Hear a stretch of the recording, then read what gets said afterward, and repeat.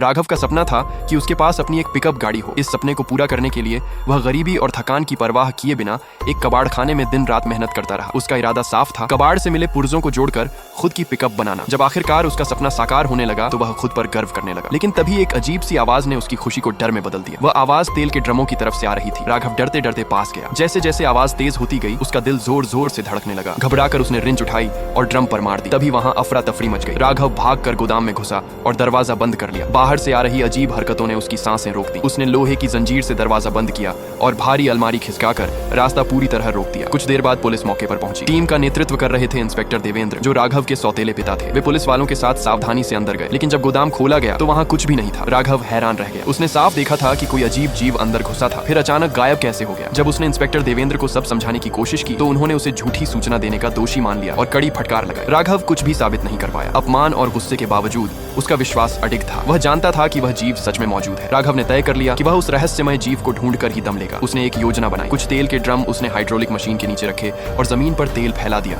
ताकि गंध उस जीव को आकर्षित कर सके। वह मशीन का स्विच हाथ में लेकर छिपकर इंतजार करने लगा। थोड़ी देर बाद मशीन पर अजीब सी टेंटेकल जैसी टांगें चढ़ती दिखाई दी। पूरा शरीर साफ नजर नहीं आ रहा था, इसलिए राघव दुविधा में पड़ गया। जब जीव पूरी तरह सामने आया तो राघव चौंक गया। वह डरावना नहीं बल्कि मासूम और भोला दिखता था। उसका चेहरा देखकर राघव का दिल पिघल गया। इसी दौरान जीव ने राघव को देख लिया। घबराकर उसने दहाड़ मारी, जिससे राघव के हाथ से रिमोट गिर गया और मशीन चालू हो गई। जब राघव ने रिमोट उठाया तो वह खराब हो चुका था। मशीन धीरे धीरे जीव को कुचलने लगी। उसी पल राघव की इंसानियत जाग उठी। अपनी जान की परवाह किए बिना वह दौड़ा और पूरी ताकत लगाकर उस जीव को बाहर खींच लिया। पहले तो जीव ने इसे हमला समझा, लेकिन जब उसने देखा कि मशीन के नीचे रेत की बोरियां थीं और राघव उसे बचाने की कोशिश कर रहा था तो उसे सच्चाई समझ आ गई। यहीं से दोनों के बीच दोस्ती की शुरुआत हुई। अपनी गलती के लिए माफी मांगने के अंदाज में राघव ने तेल का ड्रम उठाकर जीव को पिलाया। तेल पीते ही वह जीव मस्ती में झूमने लगा। दोनों बच्चों की तरह खेलते रहे, लेकिन खुशी ज्यादा देर नहीं टिकी। अचानक दो गाड़ियां वहां आ पहुंची। ये पेट्रोलियम कंपनी के सुरक्षा गार्ड थे, जो तेल खदान से भागे उस अजीब जीव को पकड़ने आए थे ताकि उसे रिसर्च कंपनी को बेच सके। गनीमत रही कि राघव पहले ही अपने दोस्त को एक ट्रॉली पर छिपा चुका था। हालांकि वह नीचे कूद गया, लेकिन गार्डों की लापरवाही से वह फिर बच निकला। राघव उसे एक गुप्त गैराज में ले गया। वहां छिपने के बजाय